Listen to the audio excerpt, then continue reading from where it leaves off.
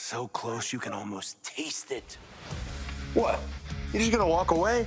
Time to bring the juice. Never leave a fit behind. Rip it, and bring the juice.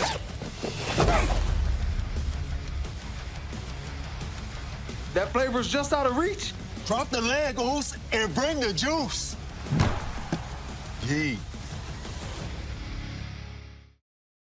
We have a new women's Intercontinental Champion. Seth Rollins suckers Roman Reigns in yet again. Obafemi locked inside of a cell full of police officers.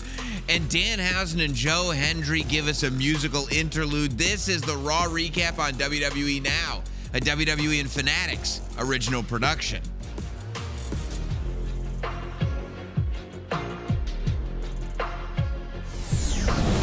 And here we are, Sam Roberts, Megan Morant, Raw recap on WWE Now, coming to you right after Monday Night Raw. And what a Monday Night Raw. By the way, shout out to everybody that's listening on the podcast feeds. Yes. Shout out to everybody that's watching on YouTube. And shout out to everybody that for the first time is getting to hear us in this fashion on WWE Radio on Sirius XM channel 156. What an exciting time. Exciting time. WWE Radio. We're so happy to be a part of that. Mm-hmm. Here with the Raw recap on WWE Now. I can't wait. It's great. It's great. Well, you won't have to. Luckily, you don't have to wait because we're literally doing it right now. Right now. Yeah, which is huge, which is massive. Speaking of massive, I've got to tell you, I loved that Seth Rollins tonight leaned all the way into the fact that this is not necessarily the story of a good guy versus a good guy as far as Seth and Roman Reigns goes. What will, I hope, be the main event for Sunday at SummerSlam, Rollins and Reigns. Seth, I feel like, you know, we talked about it every single week and judging who are the winners and who are the losers. And more often than not, at least verbally, I have felt that Roman Reigns has been the winner in these segments. Mm-hmm.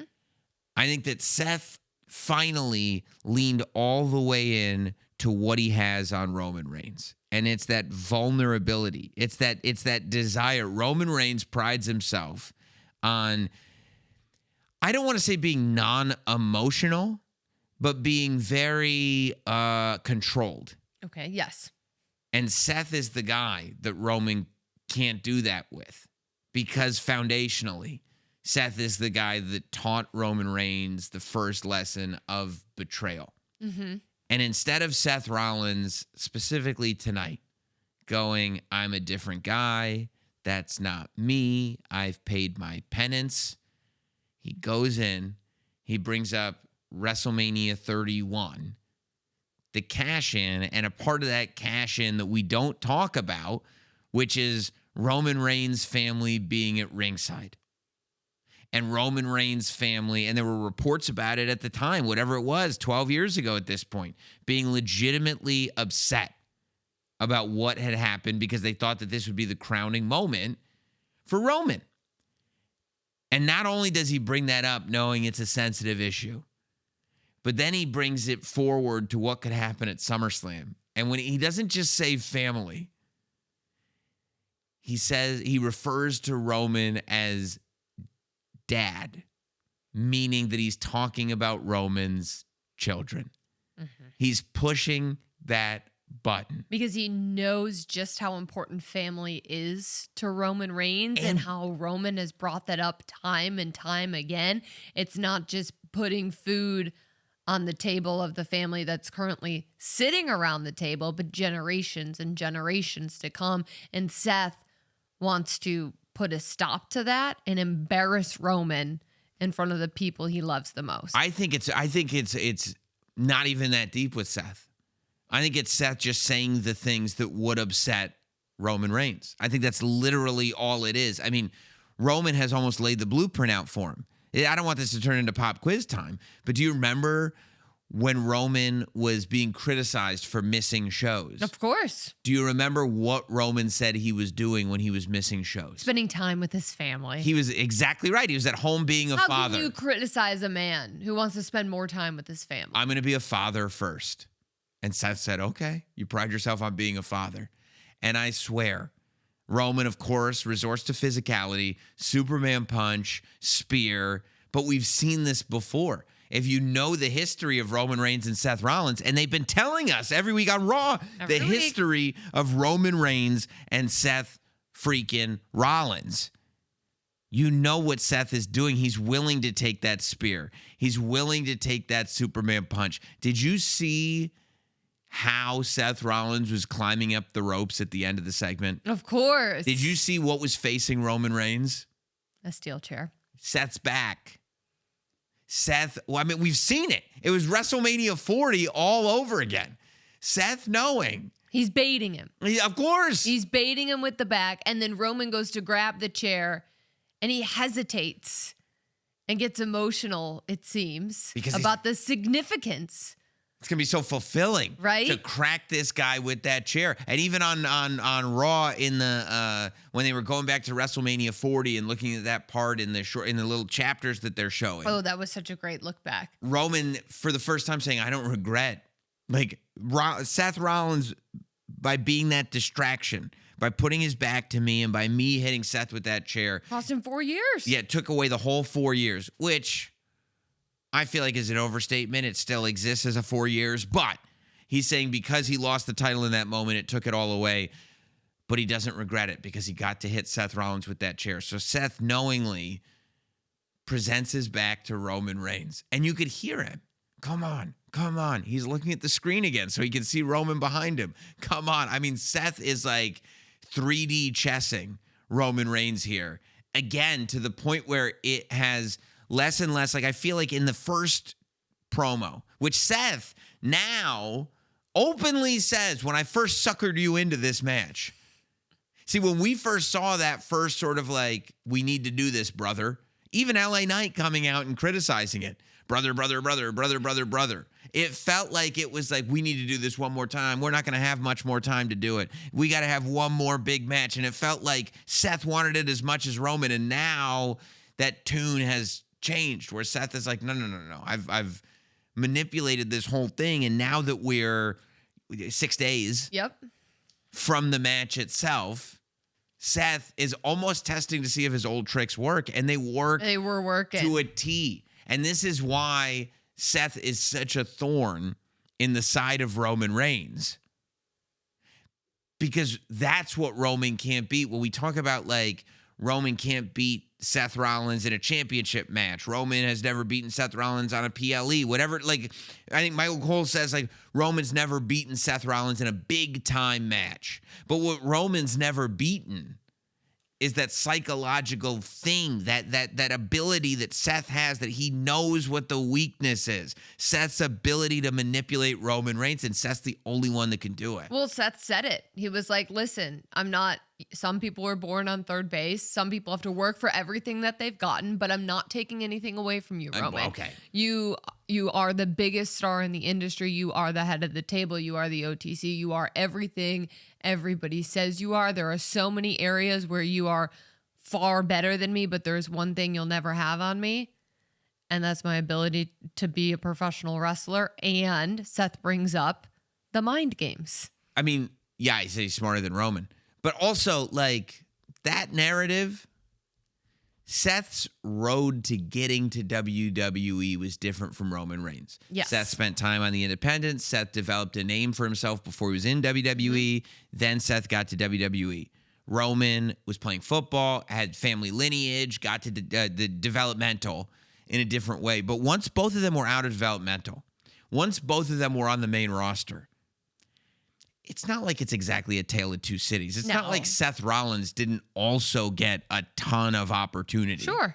It's not like, I mean, Seth is the one that won the WWE championship at WrestleMania 31. That's right. It's not like Seth was lacking in the opportunity department. So even that, I feel like I'd love to know if Seth actually feels that way or it's just this sort of narrative concocted to bring us to wherever we're going to get at SummerSlam. Because I tell you, for the first time, definitely in this rivalry, but for the first time in I don't know how long, and this is the power of Seth. When Seth is good, Seth is good. And and it wasn't a full feeling. It wasn't okay, this is how I'm going to define this. But there was this sort of underlying thematic, I don't know, vibe where I was like, Roman is shifting into being the underdog here. Like, and I couldn't believe it. Like, on paper, you'd go, okay, Roman goes to this PLE and beats this guy. Roman goes here, he beats him. If Roman's on the show, Roman wins. That's the way it's been. And when Seth completely took control of the whole segment. I mean, from the get-go, right? Cutting Roman off before Roman can even have Los Angeles acknowledge him. And Roman loves that part. Yes, and everybody loves that part. But then making his way to the ring, and Seth is the one who asks the crowd to acknowledge him. Right. To take it away from Roman. I mean, Seth owned the segment. And Roman thinks he's won at that point because he goes, see, he doesn't know. He's an a-hole. Yeah. You know what I mean? And then Seth leans into it. He's like, I know when it comes to the two of us, when it comes to me and you, Roman Reigns, I'm the bad guy. Guilty. I'm the bad guy. Guilty as charged. And Seth leaned into all of that. And I think in doing so, allowed him to eventually, as the segment progressed, go from turning his back to Roman Reigns, while Roman Reigns is about to put a chair in his back, to turning that into a stomp. And it's just so interesting because whenever Roman, I mean, it's one thing if, like when Roman was spearing like CM Punk, for example, and CM Punk was kind of laughing after it. See, I made you spear me. It's like, that's not the flex that you think it is, dude. You got speared. You're on the ground. You're grabbing your ribs. I don't know if you know, like Seth has this clear and direct game plan. Yes. And I feel like, I don't know what it is specifically about this week, but it was really, I felt like Seth fully found himself. And maybe it started at Saturday night's main event when he came in with Tyrese Halliburton. And there were those that were like, that was a lot of NBA. But like the fact that Seth was willing to go into Madison Square Garden with one of the biggest heels in that building and fully embrace being the bad guy. Okay, I'm not going to get the OTC chance. I'm not going to get the cheers. That's fine. Because Roman's just not going to beat me. Seth is not looking to beat Roman so that he can become Roman. Seth is looking to beat Roman so that Roman can't fully be Roman. And to get the title back that he never lost. Sure, of course. But I think it's beyond that at this point. I think it's almost the award and the way they were talking tonight specifically, because that title has been a part of the story, you know, for the last few weeks. But tonight specifically, it really felt like when Roman started talking about the fact that the industry needs me to beat you. Yes. And it felt like Roman like forgot where he was for a second when he starts going, I'm the only real superstar. I'm the only one. And he's sitting there going like, the industry needs a superstar and there's only one of me left. Seth, you can talk about pro wrestling all you want. You can talk about work rate all you want. There's one superstar left and it's me. That's why, and I think that is the idea that this Roman has. That why does Roman feel like he has to beat Seth? And it's not just because he hasn't done it. And it's not just because he wants his family to see him do it. And it's not just because of all that. It's because if Roman wants to go to bed at night knowing that he's the only superstar left in the industry, then he can't have any of those question marks. And Seth being that one floating question mark, and it does go back, man. You could go through and everybody during that OG Bloodline era, that 4-year run as champion, he beat everybody. Everyone. Interference, whatever it was, he beat them all. Except he didn't beat Seth. He got himself disqualified at the Royal Rumble. That was their one big PLE title match, and he got himself disqualified. And you could feel it. He did this thing. This is the thing that Roman does. This is the thing Roman. This is how you know Let's that see. it bugs Roman. Just a slight crack in the neck. He cracks his neck. When he Cracking up cracks the his neck. neck, he doesn't like what you said. That's what he does. He's like, he'll smile when you'll say something, and like he doesn't care. I don't care. I don't care. And he's like, you can get yourself disqualified again. And he cracks his neck, Really and he kind takes a long, deep breath in when he cracks the neck. and he grits his teeth a little Yeah. bit. That's when he's bothered. That's when Roman is unhappy. And then Seth got him there. Get out of the way. And then yeah, unless you want him to Unless you're spear Seth you and because there's continue to provoke him. because there's a 9-step plan here. Mm-hmm. And just when you think, okay, I've beaten the plan, that's the thing. Like Seth is like, no, I'm going to get you here. I'm going to get you here. And honestly, I don't think that I've enjoyed a Seth Rollins like this since WrestleMania 40. Wow. The build to WrestleMania 40, when all the attention in the world was on Cody. was on and Cody Roman and The Rock. Roman, the final boss, and this whole story that was going on. And Seth was right there. But Seth was this foundational psychological part of the story that the story needed to have. And so much of what Seth was doing was not noticed and was not seen until it all culminated in that end of that main event of WrestleMania 40. And it's like this thing where Seth is, every time you get him, he knows that you're going to get him. And his plan is for what's right after this. Yeah, but I'm going to get him right after this. Yeah, I knew you were going to get me right after this because my plan's over here. It's like when Seth has everything so well calculated out. Right. And I he'll think sacrifice himself. that's and right. he'll sacrifice his body, like at 40 when he's limping to the ring, Mm-hmm. going, okay, I'm going to be done after tonight. And he's been but that's operating, after tonight. He's been operating on this level for a couple months now. I mean, I think back to the vision with Heyman when Heyman walked right into the trap and ended up getting speared through the barricade, right? And like Yes. Seth had thought every single scenario out and watched it unfold right in front of him. And that's what I really like about Seth. And it's surprising to me because everybody knows me by this point. And I don't think we? That's why I think that's what people are wondering. Do we really know him? Do we really know Sam Roberts? Do we know him? We thought we knew him. Find out right now on the Now. Yeah, that's what the now is all about. Do we know Sam Roberts? Because everybody would say this. Oh, what's going to happen? Roman and Seth main event a segment, and Sam goes on the pod and just starts blowing smoke for Roman again. And what did you do? No, you're blowing smoke for Seth. Because I really Wow, we really don't know you. That's what I'm saying. Like, I really finally felt like Seth found this spot where he's not sitting there. Like, this is a Seth Rollins match as much as it is a Roman Reigns course match it is. as of tonight. Yes. As of it shifted in that segment. I agree with that. Because there was so much in there. Like, I now that we're talking about it, now I want to go back and watch the segment again and pick up on all the little things going on. Because the more I think about it, and that's part of the fun of doing this immediately after watching the show. Because like now I'm replaying it as we're talking about it. And it was, I mean, Seth was masterful. Roman was great, Of course. but Roman's always great. Seth knew Roman was going to be great. I felt like Seth brought this rivalry to a new level tonight when he brought up WrestleMania 31 and when he brought up Roman's family. When he said that they're going to find out their daddy is a fraud. For me, it and was... their daddy is a loser. And their daddy is Seth Rollins B. He said the B word. He did say the B word. Yeah. I mean, and that was it. But yeah, I too. I mean, I was on the radio earlier today going like, the thing that I'm looking for in this segment is to bring it to that final level before SummerSlam.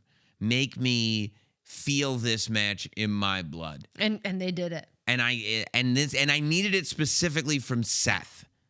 I needed to see because Seth was, in my opinion, up until tonight, treating Roman like a big brother instead of a brother. And tonight was no more big brother, little brother. Tonight was, I've got you. I've got my number on you. And I don't know if this whole thing was a mind game or if we've just shifted into a new gear now. But whatever gear we're in, this is where I've needed it to be. You felt the same way? I absolutely. I mean, right from the beginning. Right from the beginning. With And the right acknowledge me? The acknowledge me, and then Roman calls him an a-hole, and Seth leans into that whole part. He says, you know what? Yeah, I am the bad guy. Yeah, maybe I am.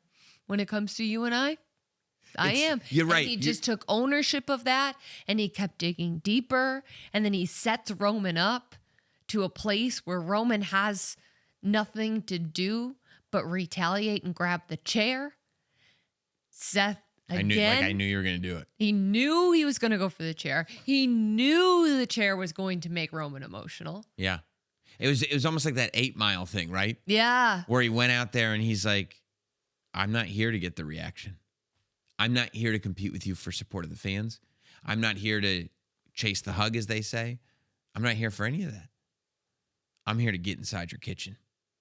I'm here to mess with you. That's exactly what he did. And I'm here to put myself in the position to win at SummerSlam. Yeah, it got me pretty pumped. I'll just say pumped. I'll just say this. For me, I thought Seth and Roman brought the juice.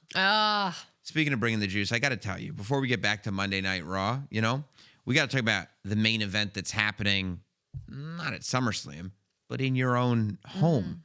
Look, life is basically SummerSlam every single day. A high-stakes gauntlet where the responsibilities just keep coming. It feels like you're constantly making trade-offs between the things you have to do and the things you actually love. That's why we're celebrating those moments where you refuse to tap out. It's time for the Minute Maid Juice Break, where we highlight those everyday wins that deserve a massive pop. And I got to tell you, I know already. I know. It's a little thing, but it goes a long way. I'm at home on Sunday, finishing my dinner, and I joined the Clean Plate Club. Sunday supper. Little Barry Horowitz pat on the back for me. Clean Plate Club, not too shabby, not too shabby. And I'm bringing my plate in, right? And I put my plate in the sink in the kitchen, and then I walk back towards the living room. And I stop right there. I said, I could just leave it.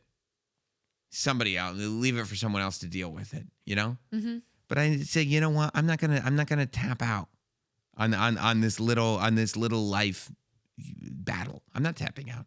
I'm gonna do the right thing. And I turned myself around, and I got my plate out of the sink, and I put it in the dishwasher. I put my plate in the dishwasher. So that way, I don't know who turns it on. My wife, one of the kids. I don't know. It just turns on. I have no idea. But that way, when the dishwasher turns on, it will be in there and nobody has to move my plate from the sink into the dishwasher. Just a little victory. I put in a little extra effort, and I think it makes a big difference. That's a great one. Thanks, man. Thank you. Helping the whole family out. I think so. Yeah. I think so. And you didn't tap out too. I'm really proud of you. Similarly for me, I was out on my morning jog. As we all know, I am training for the Olympics. Okay. And I was coming up the home stretch. I have to go up a big hill on the way back. It's always quite taxing, but I can handle it.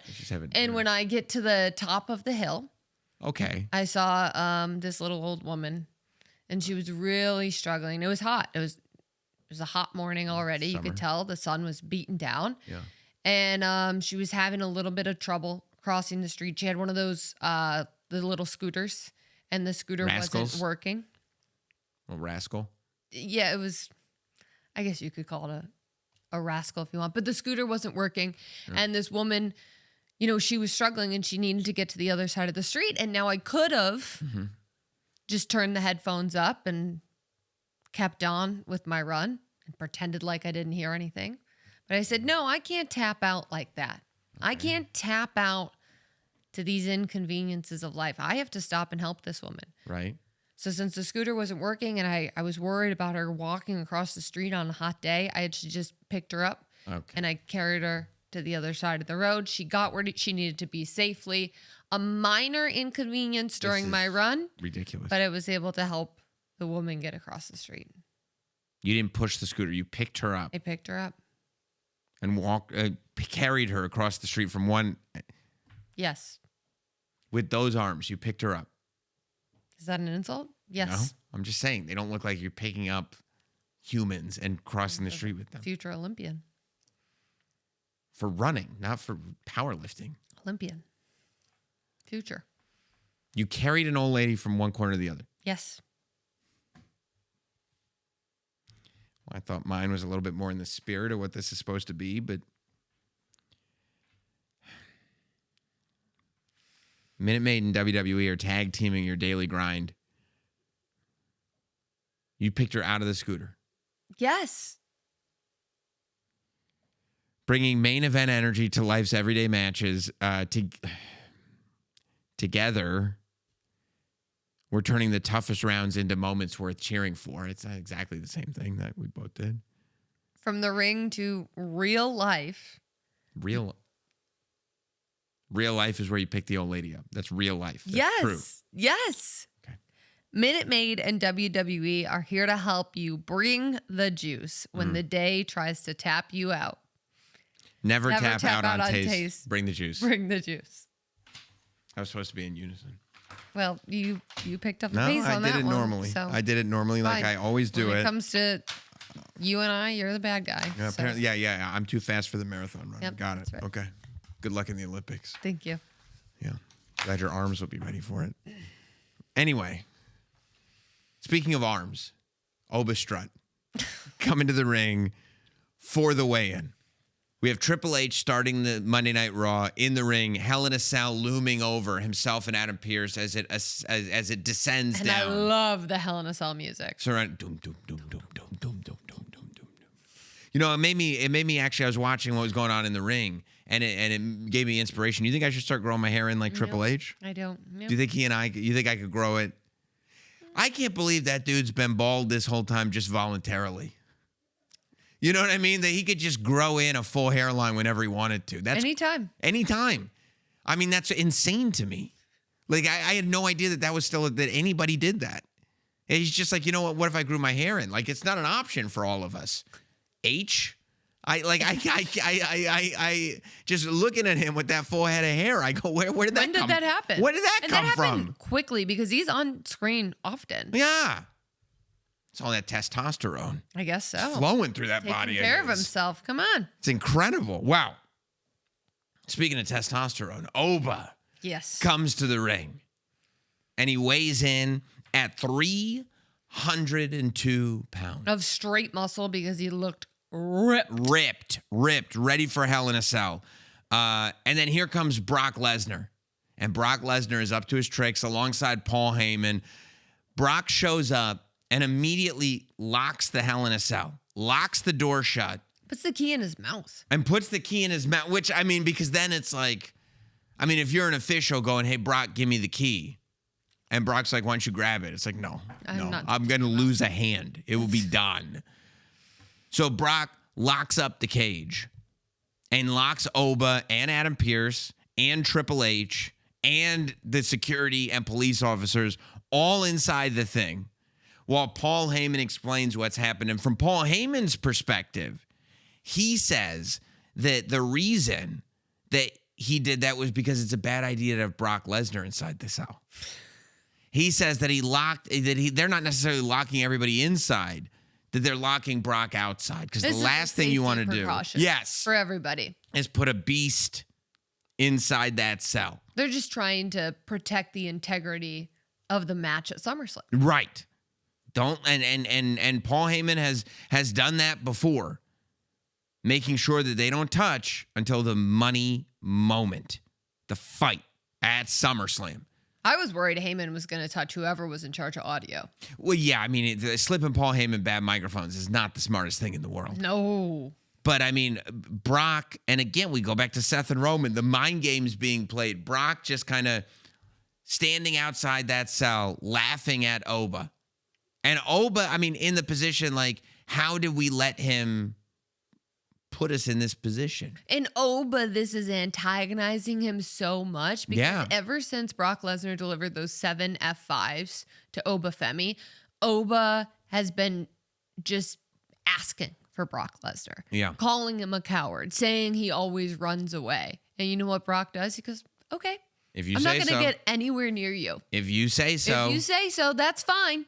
I'm going to stand right here outside of Hell in a Cell and watch you get enraged in that cage. Yeah. And I mean, it does make you wonder if that's a sound philosophy. If an enraged Obafemi is somehow more beatable.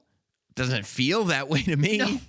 No, because did you see the way he tossed all of those security guards? Every security guard, every officer. Adam Pearce and Triple H luckily got out of there before Obafemi them, really yeah. started throwing people around. He broke that scale into pieces. Mm-hmm. I mean, he was furious. Brock Lesnar's outside the cage flipping him off.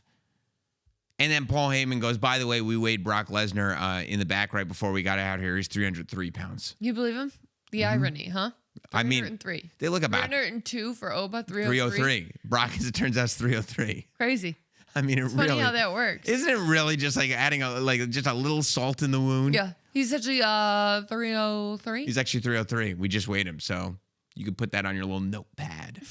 I mean, this is one that I can't wait for. And Oba, I love the point that Oba brought up, which was like, because you go a lot of times with a Hell in a Cell match or a cage match, historically, traditionally, you're going into that thing going, what's the purpose of it, right? Why do these two need to be locked inside that cage? And you go back to what Oba has been saying about Brock Lesnar since 2 nights after Clash in Italy, which is Brock Lesnar is a coward. Brock Lesnar runs away. And for me, I thought, what are we going to see on Raw tonight? Are we going to see like maybe Oba and Brock end up in some kind of brawl that goes across, the arena. And so that way it justifies the Hell in a Cell by saying, look, we're going to lock these two in this cell. So the match has to take place at ringside. But no, I felt like it all like came together in that moment where it's like the cell is there so that nobody can run away. And it is interesting because Brock is the one who set the stipulation. Right. And Oba's the one since the 2 nights after Clash in Italy, after he took those 7 F5s, Oba's been calling Brock out for running and hiding. And now there's no more running. And Oba's point, and it goes to the same principle, I think, was looking right at Brock Lesnar and go, okay, good. Keep having your games. Keep having fun right now. Keep playing games. But it's not going to be me locked in here with you. You're going to be locked in here with me.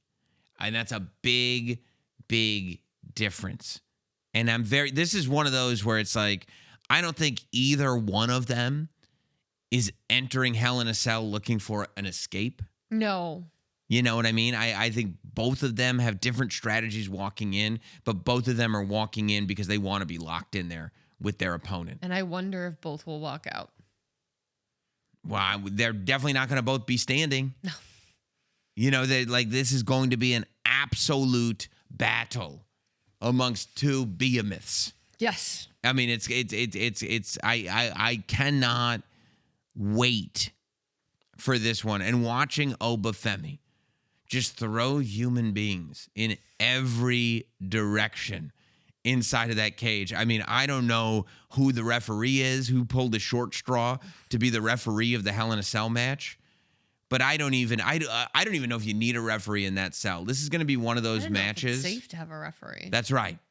This is going to be one of those matches where the only way we're going to get a result in this match is that it's going to be crystal clear. You don't need a referee's license to know. Everybody watching this match, I don't think that there will be any debate after this match, regardless whether either one of them wins. I don't think there's going to be any debate as to which one was the real winner. It will be definitive. I agree with you 100%. It will be definitive. I think it will be completely definitive. I got to tell you, whether you've been cheering since the Attitude Era, or you're all in on today's biggest superstars, or you're counting down to SummerSlam, ProSphere is the one that has the gear to help you represent the WWE Universe in style. From legendary icons and current fan favorites to the next generation of WWE superstars, ProSphere offers an ever-growing collection of officially licensed apparel inspired by the biggest names and moments in WWE. You can commemorate unforgettable events, celebrate championship moments, and keep coming back for fresh, new designs and products. What are you just low key, slowly sneaking on a Big Jim jersey? That's right. I got my Big Jim Pro Sphere jersey on, which is perfect for SummerSlam because we got that 6-man match with Big Jim, his brother Jay, Jacob Fatu against Royce Keys, LA Knight, and Solo Sikoa. Oh, I can't wait for it. I can't wait. And that's what you need to do. You need to show up representing. With new superstars, new events, and new designs arriving year-round, there's always a new way to represent the WWE Universe. ProSphere on Fanatics is gear built for every member of the WWE Universe. And before we get to that 6-man tag, I want to talk about the fact that we have a new women's intercontinental champion. How about it? Big Mommy Cool, Raquel Rodriguez. Oh. First time she's become a singles champion in WWE, right? That's well, correct. Since NXT. Since NXT. I was Yes, gonna say, absolutely. she was NXT Women's Champion, but But on the main roster, first Yes. singles championship, Raquel Rodriguez defeats Sol Ruca. Has to be very demoralizing I did not see this coming. for Sol Ruca. I mean, she had a tidal wave of success coming off of NXT onto the main roster, winning the She Intercontinental made a Championship. splash. Some people would say That's so good. a tidal wave of success and made a splash. Splash. Honestly, I wish I had, but you did. It was awesome. This is where you find this on the now. Yeah, only on the now. Who'd she beat for the Intercontinental title? Do you remember? There was Kinda- some questionable officiating in that Kind of your match. job to know. Yeah, she defeated Becky Lynch. Oh, She that's defeated right. Becky She Lynch, defeated okay? Becky Lynch. She defeated Becky Lynch. Becky Lynch. And it is- And she disappeared after that. Becky Lynch, did she? Haven't seen her since. She's very busy. Selling coffee. A lot of coffee. Mm-hmm. Writing books. Oh, I didn't. She's writing more Raising books. a child. She could be. Oh, so you're Fighting just- injustices. I- I saw a video of her today Could at the be. Boys and Girls Club. I didn't realize you were just Becky listing. gives back. I didn't realize you were just listing things that she could be doing. She could be writing another book. I would buy it. I would read it. Yeah, I don't think. I Am the Greatest by Becky Lynch. I don't think anybody is wondering if you would read another book by Becky Lynch.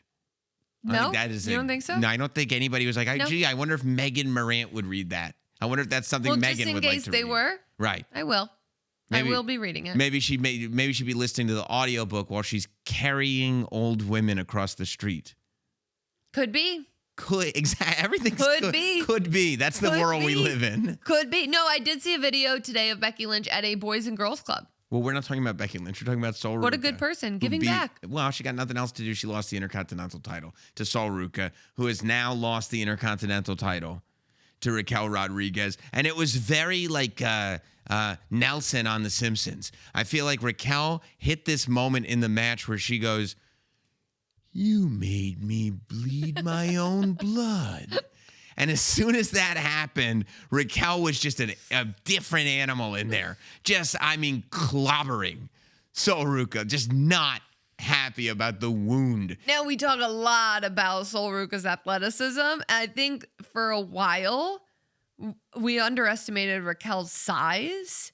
Big Mommy Cool. And then after she hit the Tejana bomb on John Cena, I think it awoken a beast within Raquel. And tonight, similarly, she looked at her own blood. Mm-hmm. She remembered that this is Big Mommy Cool, Mm. who hit the Tejana bomb on John Cena, and she just started throwing Sol Ruca around. Do you love that? Yes. yeah. I love when Raquel remembers her size and Oh, yeah. uses those muscles, And you right? love aggression. Yeah. Yeah. Good. Yeah. Do you think that Sol Ruca takes any sort of, any sort of positivity over the fact that the move that did her in and ended her reign is the same move that did in John Cena? I mean, it should make her The feel same move that lost Sol Ruca's Intercontinental Championship, lost John Cena's Intercontinental Championship. When it's time to have somebody lose the Intercontinental Championship, be it the men's or the women's, We got to bring Raquel in with the Tahana. Bomb. Tahana Bomb time. That's right. And then a little bit of help from Roxanne Perez, right? By the way, same thing for John Cena. I know, she did. She hit the Pop Rocks. Same thing for John Cena. Io Sky was not involved in that. Liv Morgan also involved. Absolutely. Absolutely. So if Soul needs to feel better about losing her Intercontinental title, all she has to do is just listen to us, break it down on the now. That's right. And relate it to John Cena losing the Intercontinental title. I think the Judgment Day went back and said, we're going to run the John Cena play. That's a good play. We're going to run John Cena. Hey, that play, undefeated. What do we- Worked every time they've run it. Yeah. What are we doing tonight? We're going to run JC. Great. What's the play, JC? Because we do. You're right. I mean, so Raquel comes out. I'm sorry, Raquel's in the match. Roxanne comes out. She's ultimately just a distraction for Liv Morgan to get involved, who gets stopped by Io Sky. But resourceful as they are this Judgment Day, the minute there's that friction between Liv Morgan and Io Sky, and your referee, Jessica Carr, That's not my referee. is distracted. Not my referee. Hashtag not my referee. I guess I've been misinformed. Is distracted by that. All of a sudden, Roxanne goes, now's my shot. Ruins what I thought was going to be a soul snatcher. And boom, Raquel is right there, bloody face and all, to hit that Tahana Bomb. 1, 2, 3. Raquel stands strong with fireworks blasting behind her. The Judgment Day members by her side, which you said the Judgment Day was going to break up. The Judgment Day members by her side as the new Women's Intercontinental Champion. And it really does. Maybe it's because I'm in my Judgment Day purple, but it really does just feel so right. Can I tell you? You said they were going to break up. Well, can I tell you something that I was thinking might happen during the match? Oh my God. Can I guess? Well, Does it have to do with people not actually being friends? it's a little complicated. And I actually, if you listen, I filled in for you last week on the radio and I laid out this whole situation on Women's Wednesday where we talk about women's wrestling for at least the second hour. Right. And I talked Must be about, so negative. No, it's fantastic. People really like it. They the do. phones were lighting up for Women's Wednesday. And they were just saying this. But is I just laid awesome. out this whole scenario talking about this Intercontinental Championship. And as we've seen, a couple of moments of tension within the Judgment Day, whether it be between Liv Morgan and Roxanne, or as I was reminded on Unreal, how Liv Morgan eliminated Raquel Rodriguez from the Royal Rumble. I was like, oh, that's been brought to my attention again. What if That's so funny that Unreal brought that to your attention again, because you probably I was obsessed with it months. for a while. Months. For a while. And It then was and then months. it You wouldn't flew stop talking away. about it. I just let it go. Right. And then it came back to me. And you're like, and I so need I to was think about this. thinking, I was like, oh my gosh, Raquel has an Intercontinental Championship match on Monday. What if the Judgment Day gets so involved that they cause a disqualification just as Raquel is about to win? And then what if at SummerSlam, Raquel turns on Liv Morgan? So the whole match tonight, I was like, oh my God, Liv's going to cause a disqualification. She's going to cause a disqualification. And then I realized I'm just a hater. Yeah, I mean, just so seeing families together and just be happy together, that you don't like that? Well, I That did like it. upsets I you? did like it tonight, but that was like my theory going in. I Right. thought, oh my gosh, this is going to lead to a disqualification. Then Right. we're going to get more tension. Then maybe that carries over to SummerSlam. What's going to But create instead- friction and negativity? But instead, we just have a new Intercontinental Champion, and we have more gold in the Judgment Day, and they seem to be firing on all cylinders. Yeah, like what if No, she it's just wins? right. What if she just wins? Here's an idea. She wins the belt. That's right. How about that? That's right. Yeah. But yeah, I was anticipating maybe a disqualification. Of course you were. Of course you were. But hey, listen, I'm happy for Raquel. I'm happy for the Judgment Day. The Judgment Day needed something to go their way. Can you just agree with me on that? The Judgment Day had a lot of things going their way tonight. Tonight, which is good because before tonight, things were not looking good for the Judgment The Day. Judgment Day has been a faction for 18 years. Okay? I think that it is math about adds- 18 years. I don't think that math adds up. There's going to be, is it 18 years? It is. Okay, the control room is telling me it is indeed 18 years. There's going to be ebbs and flows when a faction's It around for hasn't been 18 years. 18 I think it has. Has it? They're saying yes. Both, yeah, more actually, a little bit more. 18 and a half is what it is. 18 and a half, they're telling me. Yeah. And there's going to be ebbs and flows, and you just kind of have to deal with that. But they had a great night because they interrupted Danhausen and Joe Hendry's musical performance. And I think Ryan Garcia might have joined the Judgment Day. Yeah, it looked that way. He did a little bait and switch there. It looked like, oh, Ryan Garcia, he's out there with Joe Hendry and Danhausen, and then bam! Well, so we have this fever dream of a concert. I don't understand why this happened, but this fever dream of a concert. I believe that you are cursed. Right, where it starts with Joe and he's singing and playing guitar. And then Danhausen starts playing the organ. And then, which I think I might have said on the radio today, I wonder if Danhausen's going to play the organ, because most of what Danhausen does, I thought he would do like a cover of like the Munsters theme. Yeah, I don't want to go any further because, that's IP. Yeah, but right. Don't get us in trouble. That's right. But then he came around and they did the vocals together, saying, I guess I believe that you are cursed. And I'm like, what is going on? And then here come the Clippers dancers. And then the Minihausen. Oh, I forgot about, I'm sorry, yes. The Minihausen. The Minihausens who live under the ring. That has been like a real big bright spot in our life. I thought the Minihausens were just kind of going to be like a one-off thing. They keep reappearing. Well, do you remember when we interviewed Danhausen right after they debuted at Backlash, right? Yeah. But remember when we interviewed him and I said, well, where do they go now? And he was like, I don't know. No idea. Yeah, they're just here now. Because they made him out of a cloning machine, but now they just exist. Like they don't just disappear. You can't put them back in the machine. It's true, you can't. That's why Karl Anthony Towns exists. Yeah, you can't put. He's just existing because here. he came from the cloning machine, Saturday Night's Main Event. And so he exists, and now the mini Danhausens just live under the ring. I think Charles Robinson packs him up at the end of every show and just puts him on the truck. I think that's how it works. I mean, we'll have to get next time we have Charles Robinson on the Now. We'll have to ask him. Yeah, I think Charles Robinson. He's been on before. And he'd come on again to explain this to us. I'm sure. I think he wraps him up in the canvas and he puts him on the truck. And then, when they get there early, they unroll the canvas. Oh, I forgot all these Minihausens were still here. And they just kind of roll under the ring. I think they go back to sleep. You know what I mean? Yeah. And they build the ring around them. And then, if there's a need for them, they'll pop out. And if not, the show will just go on and you'll never know that they were ever there, is my understanding. And then Charles packs them up again. They go to the next town. Charles packs them up. It's a piece of the ring, So that's my understanding of how it works. But yes, Ryan Garcia joined the conga line of this Clippers dancers. They were in the Intuit Dome, And then Ryan Garcia jumped in the ring and he was like, you guys just do your thing and keep performing. I'm just going to be here. And they were like, oh, that's cool. And then he hits Joe Hendry with a guitar. And then J.D. McDonough and Dominic Mysterio come out and they beat up Danhausen and they beat up Joe Hendry and Garcia and the Judgment Day. They stand firm. They stand together.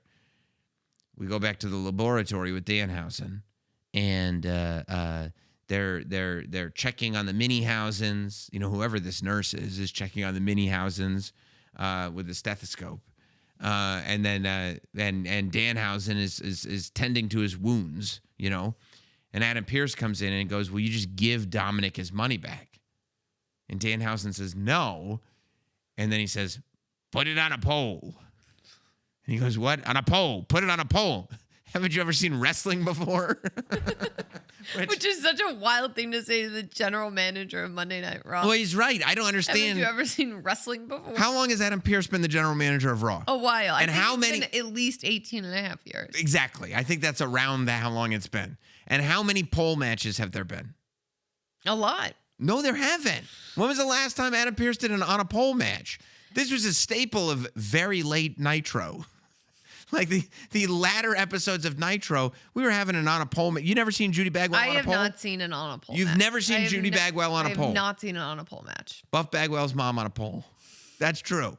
That's true. But Adam Pearce has been around wrestling for a lot more than 18 and a half years. So he has to know that you put it on a pole. Familiar with pole matches. These on a pole matches, they've been a staple of wrestling for a long time. Some of them are very ridiculous. I'll just say that on Nitro, there was Well, there was a Viagra on a pole match at one point. That is just wrestling trivia that you can just say. You could say that on a podcast. That's fine. It happened. But there was also, the Halloween Havoc in 92, I want to say, had a coal miner's glove match where the On a coal pole? miner's glove was on a pole. You had to climb the pole, get the glove. Now you can use it. 92, that was your year of SummerSlam. Survivor Series 92 was the nightstick match where you had to climb the pole to get the nightstick. It's similar to a flag match where you have to climb the pole and get the flag. When did they do away with on a pole matches? When everybody realized they were horrible. Oh. Generally speaking, except Danhausen So loves how long them. ago was that? About 18 and a half years ago. Danhausen loves them, though. And I think if anybody can bring back the on a pole match. And make them good? I mean, listen. Dominic Mysterio versus Danhausen, human monies on a pole, is literally the thing to bring this style of match back. It's going to rule. How large is the pole? It's a large pole. Like you have to a lot of times kind of shimmy up it. Like you have to get up there and get it. Especially this type of on a pole match, because if it's a weapon on a pole, then the first person who gets the weapon gets to use it. Got it. If it's a human monies on a pole type of match, it's more the flag match type rules, where the first person to climb up and get the human monies, I would imagine, is going to win the human And monies. the pole is in the middle of the ring. No. It's on a corner post. Oh, okay. It's attached Hopefully it's not the one where Danhausen's pyro goes off. That's true. It'd be the wrong one. Oh, he's got to be careful with that. He does. But yeah, that's historically, the pole is affixed to a corner of the ring. It's high. You have to climb it. It's difficult to do.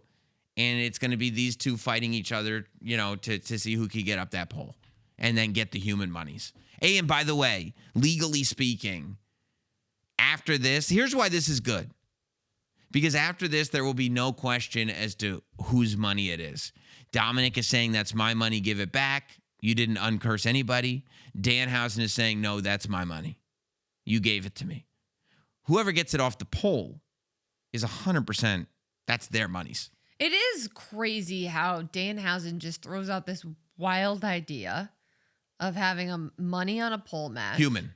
Human monies on a pole match. And Adam Pearce just goes, okay. Well, I mean, no problem. But when Sami Zayn brings up very valid reasons why you should be added to the to the Cody Punk match, Adam Pearce is like, I can't do it. Well, that Can't match do was it. locked in. And then when Finn Balor says, I need to join the Royal Rumble, oh, it's full. Well, it was full. But then Danhausen says, how about human money's on a pole? Oh, yeah. Well, there Oh, hasn't yeah. been an on a pole match in a very long time. And it is the best way to figure out who gets custody of the human monies. I You know? guess if this is what has to be done, Yeah. then this what has is to be what done. we will see at SummerSlam. By the way, I get why you've been off your game tonight. Why? You've been distracted by my jewelry. Oh, I have been keeping my eye on that. Yes, my chain. You I actually see, didn't really feel like people noticed I was off my game, so thanks for pointing it out. well, now they know it's not your fault. It's because I'm looking good. You know how once you find something you love, it becomes part of your everyday lineup? Totally. That's exactly how I feel about my chain from GLD. You'll be seeing this on me every day. I've already got my go-to sneakers. I've got my favorite hoodie. But most guys are still missing the finishing piece, your chain. That's where GLD comes in. GLD makes the kind of pieces that become part of your everyday lineup. Not something that you only wear once in a while, just clean, quality jewelry that instantly upgrades your fit the second you throw it on. Once you add a GLD chain to your rotation, it's game over. And this isn't the cheap stuff either. GLD uses real gold. Every stone is hand set, and the quality is on a completely different level. You can see it immediately, and you definitely feel it when you put it on. Plus, this isn't just hype. GLD has over 2 million customers, more than 50,000 five-star reviews, and has been worn by names like Justin Bieber, Malik Neighbors, Micah Parsons, A$AP Rocky, and Sam Roberts. It doesn't say. Yes, your it name does. there. It just says and plenty more. No, that's Doesn't say your name. copy's I- outdated. no, Your copy's outdated. Level 8. That's why you. your copy's outdated. Level up your lineup with GLD for a limited time only. New customers, well, they're going to get an insane deal. Use code WWE now to get 40% off at GLD.com. That's 40% off with code WWE now at GLD.com. After your purchase, they're going to ask you where you heard about them. Please support our show and tell them WWE Now sent you. Very, very exciting. And I got to tell you, you know what else was exciting? The Vision coming into their own tonight. How about it? Look. How about it? It's tough to see lovable folks get absolutely smashed.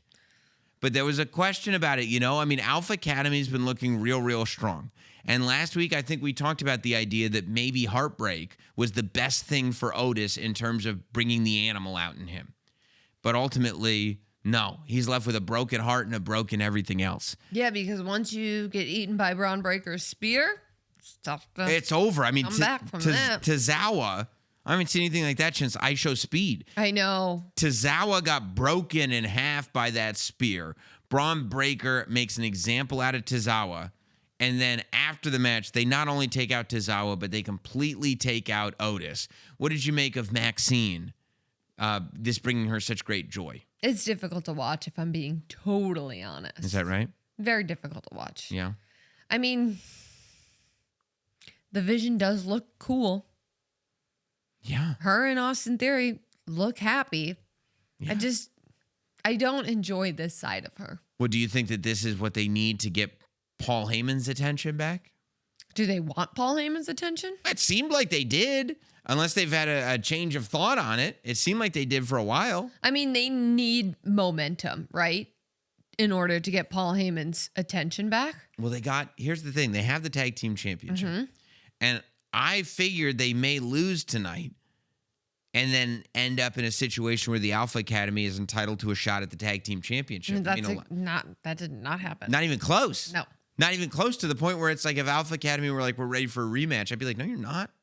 Doesn't look like it to me. Yeah, did you see what Is that happened one out can't there? walk? Right. He got broken in half, dude. Broken in half. And Maxine took joy out in that. I don't know if anything's going to be able to capture Paul Heyman's attention until after he's done with the Hell in a Cell match with Brock Lesnar. But it was a pretty dominant win. Oh, super dominant. Super dominant. I think a lot of people were questioning that going in. A lot of people were wondering if it's like, oh, is the Vision going to get beaten by Alpha Academy? And then, honestly, if so, and this is all due respect to Alpha Academy, but that's a long way away from this conversation about these individuals being future WWE World Heavyweight Championship material. Mm-hmm. I think that now we're seeing that people maybe started counting out the Vision a little too early. Yeah, the Vision sort of had a series of unfortunate events. Yeah. But as was chronicled on Unreal. It was. Yeah.